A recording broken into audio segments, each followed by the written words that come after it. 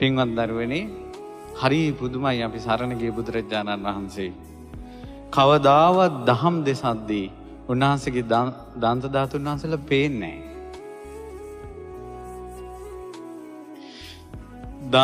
දන්තයන් නොපෙනී කතා කරන්නේ කොහොමද කියලා හිතාගතවත් නොහැකි.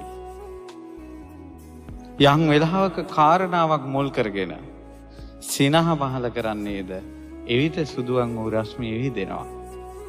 පිටිපස්සෙන් වැඩි ආනන්දයන් වහන්සේ දුටුවා ස්වාමීනි කුමක් අරඹයා සිනහ පහල කළේද? ආනන්ද අර දෙදෙනා පෙනෙනවද? වයසක ජෝඩුවක් පාරයිනේ. වයසක ජෝඩුවක් පාරයිනේ. හොඳටම වයසට ගිහිල්ලා දත් වැටිලා හැරවිටි එල්ලිලා හිඟා කනවා. දුටුවාදානන්ද ස්වාමීනි ඔය අර මේ කලින් මේ රජගහනුවර හිටපු සිටුපවුලක් නේ කිව්වා. විනාශ වෙලා මහපාරට වැටිලා කිව්වා. ආනන්ද ඒ කවුරුත් දකින්න දේ ආනන්ද. ආනන්ද මම මෙසේ දකිමි.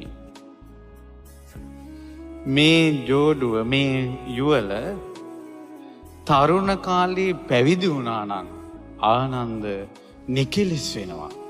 අරහත්ත්වයට පත් වෙනවා.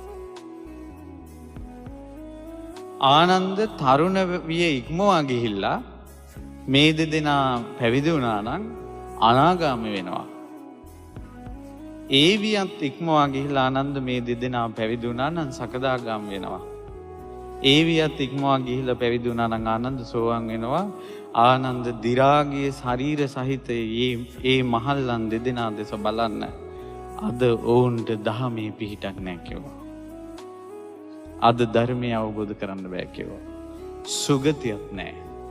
ආනන්ද ඔය දෙදෙනා මරණයන් මත්තේ නිරේ. දරුවනේ ඔබ කුමක්ද ධර්මය අහලා තියෙන්නේ? ධර්මය අවබෝධ කරගන්න කාරණා පහක් ඒකාන්තයෙන් බාධා පෙනෙන පවතිනවා. මව මැරීම, පියා මැරීම, තථාගතයන් වහන්සේගේ ලේසෙලවීම, ඊළඟට රහතන් වහන්සේලා ඝාතනය කිරීම, සංඝ ભેදය. කුමක්ද ඔබ හිතන්නේ? ඒ මහල්ලන් දෙදෙනා මේ පංච ආනන්තරිය කර්ම කරලාද? කළේ නැහැ. එහෙනම් කුමක්ද මේ නිරේ උපදින්නේ? රහත් වෙන්න හිටපු දෙන්නේ. පින්වත් දරුවනේ කුසල් නැහෙනවා කියලා එකක් තියෙනවා. තරුණ කාලේ උපද්දවන්න පුළුවන් කුසල් වයසට ගියට පස්සේ උපද්දවන්න බෑ. කවුරු වුණත් මෙතන බණ ඇහුවත් නැතත් අවසානයේ ඔය කවුරුත් ගන්න තීරණයක් තියෙනවා. පරලෝකිතත් මොකක් හරි පෑයයි බං කියලා කවුරුත් වයසට සුදු රෙද්ද පොරවගෙන පන්සලේ බෝගහයට ඉඳ ගන්නවා. වයසට පළච්චි කවුරුත් ඉඳ ගන්නවා. එදාට පින්වත් දරුවනේ නැහුන පිරිසක් විදිහට ඉඳ ගන්න එපා. කුසල් වලින් නැහෙන්න එපා. ඔබට මහාන වෙන්නත් බැරි වෙන්න පුළුවන්.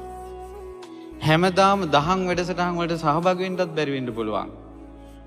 ඔය රූපවාහිනියෙන් පෙන්නපු තරුණ වැඩසටහන් වලට ඔබට එන්නත් බැරි වෙන්න පුළුවන්. දරුවනේ කොහේ හරි මුල්ලකට හරි වෙලා නැහෙන්නේ නැතුව ඉන්න. තරුණ ජීවිත නැහෙන්න එපා කියලා මේ උත්සාහය. එච්චරයි. තරුණ කොල්ලෝ ටික මහාන කරගන්න උවමනාවක් නැහැ. අලුත් සමාජ දර්ශන හදන්න අපිට උවමනාවක් නැහැ.